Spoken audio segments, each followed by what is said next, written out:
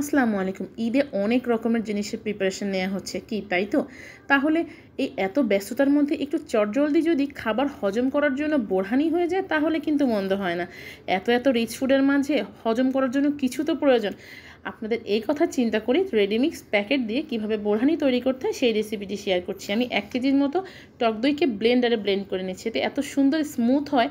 যাই হোক, এবারে আমি 250 গ্রামের পুদিনা পাতা থেকে শুধু পাতাগুলো নিয়েছি, ডালগুলো না, পাতাগুলোকে ব্লেন্ডারে ব্লেন্ড করে নিয়েছি।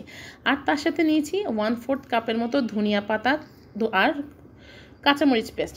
এখানে ধনিয়া পাতার পরিমাণটা ছিল আমার হাতের 1 মুঠ আর 4-5টা কাঁচামরিচ। তার সাথে নিয়েছি 2 টেবিল চামচের মতো সরিষা বাটা আর 2 টেবিল চামচের মতো টমেটো সস, আর দিয়ে দিচ্ছি রেডিমিক্স প্যাকেটের মশলাটা 3 টেবিল চামচের মতো দিয়ে দিলাম চিনি। সব কিছুকে একটু ভালো মতো নেড়ে চিনিটা গলে আসা পর্যন্ত নাড়াচাড়া করব। ব্যাস, তারপরে ব্লেন্ড করে রাখা টক দইয়ের সাথে এই মিশ্রণটি মিশিয়ে দিলেই তৈরি হয়ে গেল চটজলদি বোরহানি। সবাই তো কোল্ড ড্রিঙ্কস খেয়ে থাকে বা বাসায় অনেক স্পেশালভাবে বোরহানি বানিয়ে খায়। এত ব্যস্ততার মধ্যে একটু যদি সহজে করে দেওয়া যায় জিনিসটা ভালোই হয়।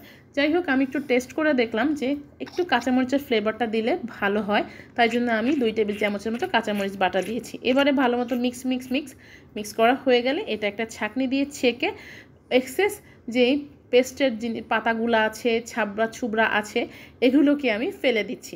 ফেলে দিয়ে তৈরি হয়ে গেল চটজলদি সুস্বাদু মজাদার বোরহানি। ট্রাই করে দেখতে পারেন, সহজে হবে। আল্লাহ হাফেজ।